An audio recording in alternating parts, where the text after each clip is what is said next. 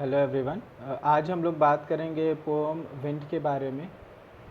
सबसे पहले शुरू के पार्ट में देख लें। The wind blows strongly and causes a lot of destruction, how can we make friends with it. ये पोम इस कविता के बारे से में जो इंडिकेट करना चाहता है वो साफ साफ कह रहा है कि विंड बहुत स्ट्रांगली ब्लो करता है, बहता है, और हम कैसे इसके साथ मित्रता करें। ये विंड जो है, इस कविता को समझ लीजिए, विंड जो है ये प्रॉब्लम का सिंबल है। यानी प्रॉब्लम बहुत स्ट्रांगली हमारे लाइफ में आते हैं और हम कैसे प्रॉब्लम से मित्रता करें, कैसे इसका यूज़ करें, आइए ये कविता उसके बारे में है। ठीक है, जैसे आपके रास्ते, आपके जीवन के रास्ते में रोड़े बने हैं पत्थर, उन पत्थरों को कैसे सीढ़ी बनाया जाए, ये उसके बारे में है। ठीक है, ये कविता सुब्रमण्यम भारती ने लिखी है, वो एक तमिल पोएट हैं। यह कविता मूल रूप से तमिल में है, जिसको ट्रांसलेट किया है ए रामानुजन ने। रामानुजन एक कन्नड़ इंग्लिश पोएट हैं जो मॉडर्न पोएट्री के लिए जाने जाते हैं। Okay, so come to the point, आते हैं कविता पर। Wind comes softly, don't break the shutters of the windows, don't scatter the papers, don't throw down the books on the shelf. Wind को ये कवि कह रहे हैं कि बहुत सॉफ्टली आओ, हल्के से आओ। Don't break the shutters of the windows, windows के शटर्स को जो लॉक करता है, पैनल्स को मत तोड़ो। डोंट स्कैटर द पेपर्स, और पेपर्स को मत बिखेरो। Don't throw down the books on the shelf, shelf के जो बुक्स है उसको मत नीचे गिराओ। ठीक है, ये मना कर रहे हैं कि मत करो। There look what you did, देखो तुम क्या कर देते हो, देखो तुमने क्या कर दिया, क्या कर दिया। You through them all down, तुमने सब कुछ गिरा दिया, तहस नहस कर दिया। You tore the pages of the books, तुमने बुक्स के पेजेस को फाड़ दिया। यू ब्रोट रेन अगेन, और तुम वापस फिर से बारिश को लेके आ गए। तेज हवा से बादल आ जाते हैं, बारिश फिर से आ गई। You are very clever at poking fun at weakling. अब यहाँ पर कविता का पूरा रहस्य, कविता क्यों लिखा गया इसके बारे में बात कर रहे हैं।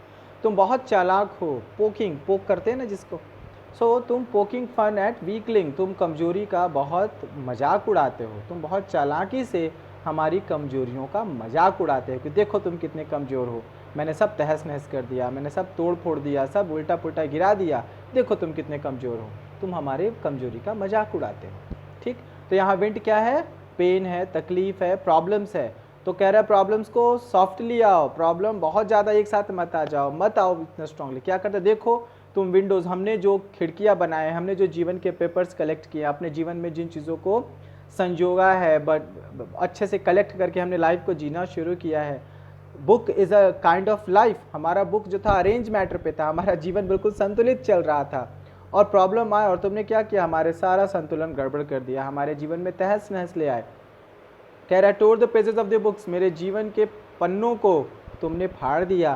ब्रोट रेन अगेन, तुम क्या किए, तुम रेन को वापस, you brought rain again, rain again वापस आ गया, प्रॉब्लम्स फिर से, वो जो बादल है प्रॉब्लम्स की वो फिर से वापस आ गए, तुम उन बादलों को वापस लेकर आ गए, मेरे दुखों को वापस लेके आ गए। तो ये प्रॉब्लम्स के बारे में कह रहा है कि तुम प्लीज़ कंट्रोल रहो। नहीं, ये तो विंड क्या किया, सब तहस नहस करके कर दिया, और लास्ट में फाइनली क्या करता है, हमारी कमजोरियों पर हंसता है। Frail crumbling houses, crumbling doors, crumbling rafters, crumbling wood, crumbling bodies, crumbling lives, crumbling hearts।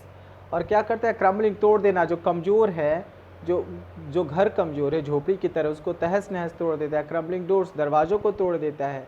जो बने होते हैं पिलर्स, छत को बांधने वाले छप्पर पे, उन छप्पर्स को, राफ्टर्स को तोड़ देता है। लकड़ियों को, जो वुड बने पैनल्स, वो सब तोड़ देता है। क्रम्बलिंग बॉडीज़, और फाइनली क्या करता है, हमारे शरीर को भी तोड़ देता है ना, शरीर को भी चोट पहुंचाता है। क्रम्बलिंग लाइफ्स, जीवन को तहस नहस कर देता है। एंड क्रम्बलिंग हार्ट्स, और हमारे जो भावनाएं हैं, मेंटली, इमोशनली, यानी ये जो विंड है, ये जो परेशानी है, ये जो प्रॉब्लम है, हमें इमोशनली, मेंटली, फिजिकली, सब तरह से हमारा जीवन को तहस नहस कर देता है। सो यहाँ पर विंड क्या है, प्रॉब्लम है, इसको बार बार समझ के चलिएगा। The wind god winnows and crushes them all, और जो विंड गॉड हैं, है ना, हर प्रकृति के, अग्निदेव, वायुदेव, इंद्रदेव, है ना, बारिश के देवता, तो ये अलग अलग देवता हैं। तो जो विंड गॉड हैं, जो वायुदेव हैं, ये विनोइज करते हैं। विनो सिस्टम होता है, यहाँ पर देखो जो महिलाएं हैं, ठीक है, ये महिलाएं क्या कर रही हैं, विनो का प्रॉब्लम। तो विनो में क्या होता है कि जो विनो किया जाता है, तो जो शैफ होता है वो बह जाता है, जो हल्का भूसा होता है वो बह जाता है, और जो अनाज होते हैं वो वहीं टिक जाते हैं, रुक जाते हैं। तो ये विनोइंग, जो विंड गॉड है, ये विनो करते। तो विनो का मतलब क्या हो गया कि जो हल्के लोग हैं वो प्रॉब्लम्स में बह जाते हैं, लेकिन जो स्ट्रॉन्ग मजबूत लोग हैं वो टिके रहते हैं, जीवन को बहुत अच्छे से सर्वाइव करते हैं। तो ये जो विंड गॉड है ये विनोज, यही विनोइंग करते हैं। ये जो वायुदेव हैं ये विनोज करते हैं एंड क्रशेस देम ऑल, और सबको क्रश कर देते हैं। ठीक है, हवा तूफान आया, बाढ़ आई, जो भी प्रॉब्लम आया, उस प्रॉब्लम में लाख तुम प्रेयर करो, समझो कि देखो मैं ऐसा हूँ वैसा हूँ, नहीं, कुछ नहीं। प्रॉब्लम आएगा तो सबके लिए बराबर आता है, इक्वली आता है। जो स्ट्रांग है वो टिके रहते हैं, जो हल्के मानसिकता के, हल्के पर्सनालिटी के लोग हैं वो शेफ की तरह बह जाते हैं। He won't do what you tell him, और वो ये नहीं करते जो तुम उनको बोलते हो। फिर से पढ़ें इसको, the wind god winnows and crushes them all, सबको तहस नहस कर देते हैं। He won't do what you tell him, और तुम जो उसको बोलते हो वो नहीं करते। वो भाई गॉड है, वो तुम्हारा कोई सर्वेंट नहीं है जो तुम्हारी बात माने। तो वो जो विंड प्रॉब्लम जो है वो आएगा, तुम जो कहोगे कि ऐसा मत आओ वैसा मत आओ, नहीं होने वाला, वो तो आएगा ही आएगा। तुम समझो कि कैसे हैंडल करना है। अब कविता का जो मेन टॉपिक है वो आता है, so come let's build strong homes. तो प्रॉब्लम तो आ रहा है, तहस नहस कर दिया, सेल्फ से बुक उठा के फेंक दिया, पूरा घर बर्बाद कर दिया, तुम्हारा शरीर मन बुद्धि चित्त सब बर्बाद कर दिया, तुम्हारे हार्ट को तोड़ दिया, दिल टूट गया तुम्हारा, इमोशनली फिजिकली मेंटली तुम्हारा तहस नहस। तो क्या कह रहे हैं कवि क्या कह रहे हैं, come let's build strong house, आओ चलो मजबूत घर बनाएं। Let's join the doors firmly, दरवाजों को फर्मली एकदम ज्वाइंट करें। Practice to form the body, body को इस तरह से एक्सरसाइज करके बॉडी को इस तरह से मजबूत बने कि वो फॉर्मली स्ट्रांगली टिका रहे। मेक द हार्ट स्टेडफास्ट, और दिल को भी इतने मजबूत बनाए कि कितना भी प्रॉब्लम आए, कितना भी परेशानी आए, कोई फ़र्क ना पड़े। इमोशनली मेंटली फिजिकली हर तरह से हम लोग स्ट्रांग रहें, और हम जो अपना जीवन को फॉर्म कर रहे हैं, बना रहे हैं, अपने जो जीवन रूपी घर को तैयार कर रहे हैं, वो इतना स्ट्रांग हो कि कितना भी प्रॉब्लम आए वो हमें डिगा ना पाए, वो हमें वीक ना कर पाए। हमेशा एकदम पुरुषोत्तम श्री राम की भांति स्ट्रांग रहें। उनके लाइफ में भी बहुत सारा प्रॉब्लम आया, लेकिन सभी प्रॉब्लम को हंसते मुस्कुराते वो आराम से जीवन जीते हैं। So we have to be like him. तो कह रहा है कि चलो अपने आप को स्ट्रांग बनाओ। Let's join the doors firmly, practice to form the body, make the heart steadfast, दिल को मजबूत करो।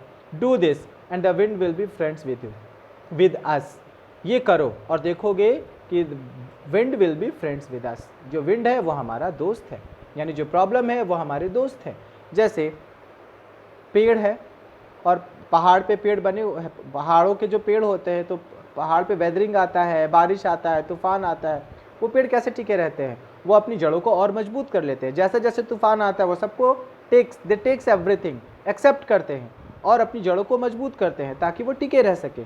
तो हम तभी तो वो इवन अगर तूफान ना हो तो पेड़ मजबूत ना हो। तो आपके जीवन में अगर प्रॉब्लम ना हो और आप उस प्रॉब्लम को एक्सेप्ट करके जीने का ढंग, जीने की कला ना सीखें, तो आपकी पर्सनालिटी का डेवलपमेंट नहीं होता है। तो चूँकि आप एक स्ट्रॉन्ग पर्सन, एक बढ़िया पर्सन, एक सुलझे हुए बेहतरीन इंसान तभी बनते हैं जब आपकी लाइफ में प्रॉब्लम रूपी ये विंड आती है। तो वो आपका शत्रु नहीं है, ये आपका मित्र है जो आपको ज़्यादा स्ट्रॉन्गर, या आपको स्ट्रॉन्गर बनाता है, या आपको मजबूत कर रहा है, आपको हर तरह से एक वेल पर्सन में चेंज कर रहा है, कन्वर्ट कर रहा है। The wind blows out weak fires, ये 2 लाइन बहुत अच्छा है। The wind blows out weak fires, he makes strong fires roar and flourish. Wind क्या करता है, अगर छोटा सा दिया हो, कैंडल हो, तो हवा चली, कैंडल बुझ जाता है। ब्लोज आउट फायर्स, कैंडल्स बुझ जाते हैं, दिए बुझ जाते हैं। लेकिन he makes strong fires roar and flourish, लेकिन जो स्ट्रॉन्ग फायर्स होते हैं उनको और धधकता हुआ आग जो है खूब विशाल बनाता है, जंगल के जंगल आग लगा देता है। दैट मीन्स कि अगर आप कमज़ोर होंगे तो प्रॉब्लम आपको बाहर ले चली जाएगी, आप कहाँ चले जाएंगे कोई फ़र्क नहीं पड़ता। लेकिन आप स्ट्रॉन्ग हैं, मजबूत हैं, हर तरह से आप बिल्कुल फिट हैं, इमोशनली भी, मेंटली भी, फिजिकली भी, हर तरह से आप लाइफ को समझने के लिए, जानने के लिए, प्रॉब्लम्स को फेस करने के लिए मजबूत है। तो क्या करता है, वो आपकी पर्सनालिटी को और सुंदर बनाता है, वो आपके विचारों को, वो आपके व्यक्तित्व को, आपकी हर चीज़ को बहुत अच्छे ढंग से फ्लॉरिश करता है और आपको और मजबूत बनाता है। His friendship is good, उसकी मित्रता बहुत अच्छी है। And we praise him every day, और हम एवरी डे उसको प्रेज करते हैं। तो आई होप आपको विंड का जो कविता है वो इसकी समरी समझ में आ गई होगी, मैंने समझा दिया है। यहाँ पर मैं दिखाना चाहूँगा, इस पार्ट को ज़रा सा आप लोग ध्यान से देखें। The trees on the mountain takes whatever the weather brings.